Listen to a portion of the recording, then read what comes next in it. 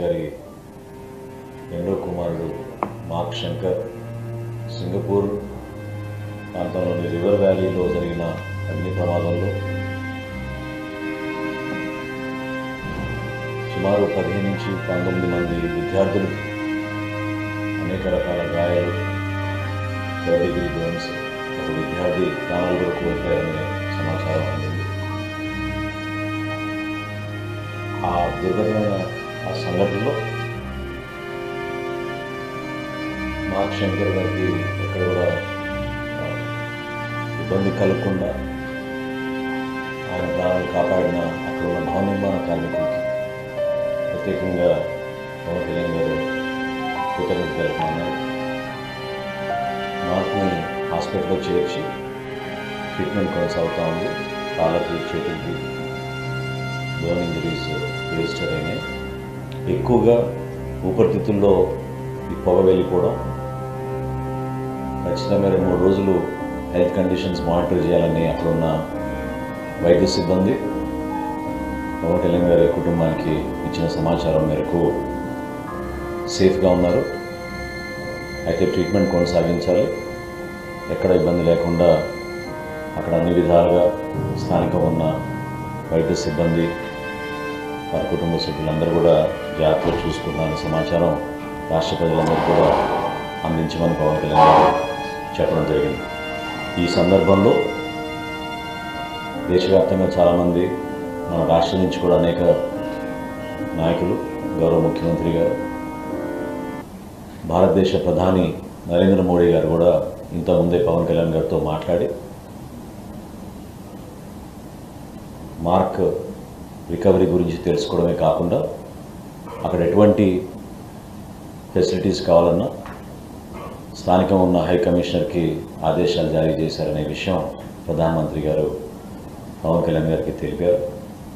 మనస్ఫూర్తిగా ప్రధానమంత్రి గారికి జనసేన పార్టీ నుంచి, మా పార్టీ అధ్యక్షుడు పవన్ కళ్యాణ్ గారి నుంచి ఆయనకి ప్రత్యేకంగా ధన్యవాదాలు. ఈ విధంగా స్పందించి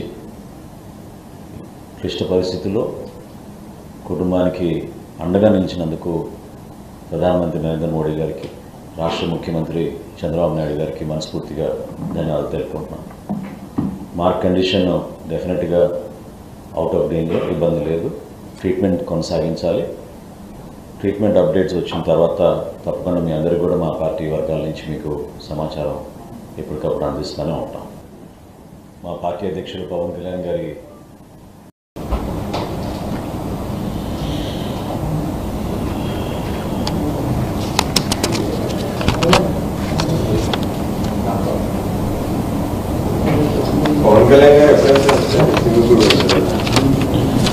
పవన్ కళ్యాణ్ గారు ఈరోజు సాయంత్రం సింగపూర్కి బయలుదేరి ప్రయాణం వెళ్తున్నారండి. ఈరోజు సాయంత్రం అక్కడ నేను అన్నట్టు హాస్పిటల్లో ట్రీట్మెంట్ జరుగుతుంది. మార్క్కి సేఫ్గానే ఉన్నారు.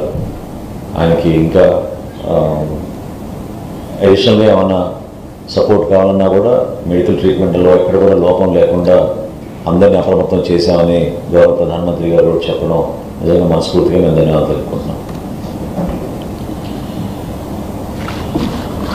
లో ఈ పొగ వెళ్ళిపోవడం, ఖచ్చితంగా 2-3 రోజులు హెల్త్ కండిషన్స్ మానిటర్ చేయాలని అక్కడున్న వైద్య సిబ్బంది పవన్ కళ్యాణ్ గారి కుటుంబానికి ఇచ్చిన సమాచారం మేరకు సేఫ్గా ఉన్నారు.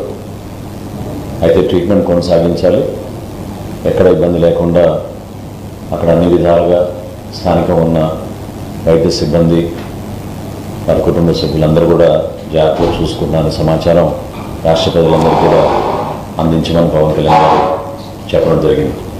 ఈ సందర్భంలో దేశవ్యాప్తంగా చాలామంది, మన రాష్ట్రం నుంచి కూడా అనేక నాయకులు, గౌరవ ముఖ్యమంత్రి గారు, భారతదేశ ప్రధాని నరేంద్ర మోడీ గారు కూడా ఇంతకుముందే పవన్ కళ్యాణ్ గారితో మాట్లాడి మార్క్ రికవరీ గురించి తెలుసుకోవడమే కాకుండా అక్కడ ఎటువంటి ఫెసిలిటీస్ కావాలన్నా స్థానికంగా ఉన్న హై కమిషనర్కి ఆదేశాలు జారీ చేశారనే విషయం ప్రధానమంత్రి గారు పవన్ కళ్యాణ్ గారికి తెలిపారు. మనస్ఫూర్తిగా ప్రధానమంత్రి గారికి జనసేన పార్టీ నుంచి, మా పార్టీ అధ్యక్షుడు పవన్ కళ్యాణ్ గారి నుంచి ఆయనకి ప్రత్యేకంగా ధన్యవాదాలు. ఈ విధంగా స్పందించి క్లిష్ట పరిస్థితుల్లో కుటుంబానికి అండగా నిలిచినందుకు ప్రధానమంత్రి నరేంద్ర మోడీ గారికి, రాష్ట్ర ముఖ్యమంత్రి చంద్రబాబు నాయుడు గారికి మనస్ఫూర్తిగా ధన్యవాదాలు తెలుపుకుంటున్నాను. మార్క్ కండిషన్ డెఫినెట్గా అవుట్ ఆఫ్ డేంజర్, ఇబ్బంది లేదు. ట్రీట్మెంట్ కొనసాగించాలి. ట్రీట్మెంట్ అప్డేట్స్ వచ్చిన తర్వాత తప్పకుండా మీ అందరికీ కూడా మా పార్టీ వర్గాల నుంచి మీకు సమాచారం ఎప్పటికప్పుడు అందిస్తూనే ఉంటాం. ముఖ్యంగా ఈరోజు ఢిల్లీ పర్యటనలో భాగంగా ఉదయం food corporation of India managing director Ashutosh గారిని కలిసి ఖరీఫ్ మాసంలో ఏ విధంగా రాష్ట్ర వ్యాప్తంగా 37 లక్షల మెట్రిక్ టన్నుల ధాన్యం కొనుగోలు చేశాం, రైతాంగానికి 8,300 కోట్ల రూపాయలు 24 గంటల్లోపే చెల్లించిన విధానం గురించి ఆయనకి వివరించడం జరిగింది. FCI చాలా సహాయం అందించారు, ప్రోత్సహించారు. రాష్ట్రంలో ఉన్న ఆర్థిక పరిస్థితిని దృష్టిలో పెట్టుకుని కూడా ఎప్పటికప్పుడు రైతాంగానికి మేము అందించే ఈ కార్యక్రమాల్లో ఇబ్బంది కలగకూడదనేది వాళ్ళు పూర్తి స్థాయిలో సహాయం అందిస్తూనే వచ్చారు. సో మనస్ఫూర్తిగా ఫుడ్ కార్పొరేషన్ ఆఫ్ ఇండియా వారందరికీ కూడా రాష్ట్ర ప్రభుత్వం నుంచి ధన్యవాదాలు తెలుపుకున్నాం. అదేవిధంగా రాబోయే రబీ మాసంలో మరొకసారి ఏ విధంగా రైతాంగానికి ఆదుకునే విధంగా మేము కార్యక్రమాలు చేపట్టాము, ఏ విధంగా రైస్ మిల్లర్స్ తోటి కలిసి ఎక్కడ కూడా రైతాంగానికి నష్టం కలగకుండా, ఇబ్బంది కలగకుండా మేము ఉపయోగించే టెక్నాలజీని ఆయనకి వివరించడం జరిగింది. గిడ్డంగుల విషయంలో కానివ్వండి, తేమ శాతం రిజిస్టర్ల విషయంలో కానివ్వండి, GPS డివైసెస్ ఏర్పాటు చేయడం విషయంలో కానివ్వండి, KYC ద్వారా రైతాంగానికి ఏ విధంగా మేము ఈ కార్యక్రమం చేర్పించామో అవన్నీ కూడా ఆయనకు అందించి వివరాలు చెప్పడంతో ఖచ్చితంగా భారతదేశంలో ఆంధ్రప్రదేశ్ మార్గదర్శకంగా నిలబడాలని, మేము చేస్తున్న కార్యక్రమాలని ఇతర రాష్ట్రాలతో కూడా పంచుకునే విధంగా రాబోయే రోజుల్లో మా సెక్రటరీ కమిషనర్ గారు సౌరభ్ గౌర్ గారికి, మానసరి గారికి ఆయన ప్రత్యేకంగా ధన్యవాదాలు తెలిపి ఇతర రాష్ట్రాలు కూడా ఇది చూసి నేర్చుకునే విధంగా ముందుకెళ్లాలనే సూచన ఆయన చేయడం జరిగింది. వీటితో పాటు మిల్లర్స్ అందరూ కూడా కోరుకుంటున్న రేక్ మూవ్మెంట్, అంటే ఎప్పటికప్పుడు CMR డెలివరీస్ జరిగే విధంగా ఎక్కడ కూడా జాప్యం జరగకుండా పూర్తి స్థాయిలో సహాయం అందిస్తామనే భరోసా కల్పించినందుకు మనస్ఫూర్తిగా ఫుడ్ కార్పొరేషన్ ఆఫ్ ఇండియా అధికారులందరూ కూడా రాష్ట్ర ప్రభుత్వం తరఫు నుంచి ధన్యవాదాలు తెలుపుకుంటున్నాం. అదేవిధంగా NCCF MD యానిస్ జోసెఫ్ గారిని కలిసాం.